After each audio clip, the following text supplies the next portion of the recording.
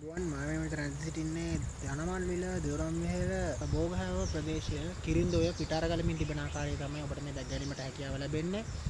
ඉතින් විශාල වශයෙන් වගා බිම්වලට හානි සිදු කරමින් කිරින්දෝය පිටාරගලමින් තිබෙන ආකාරයක් තමයි දැක ගැනීමට හැකියාව ලැබෙන්නේ. විශේෂයෙන් මතක් කරන්නට ඕන මේ අවස්ථාවේදී ලුළුගම්වෙහෙර ජලාශය මේ වන විට වාන්දුරටු දවමින් තිබෙන ආරමයි අපට දැන ගැනීමට හැකියාව ලැබුණා. ඉතින් විශේෂයෙන් මතක් කරනවා කිරින්දෝය එහෙම නැත්නම් මැණික්ගම් අසල සිටින ආදරණීය ජනතාවට ඉතාමත් ප්‍රවේශමෙන් ඔබ සියලු දෙනාම රැඳී සිටින්න. මොකද කොයි වෙලාවෙ අවදානම් තත්ත්වයක් ඇති වෙයිද දන්නේ නැහැ. ඉතින් සියලු දෙනාටම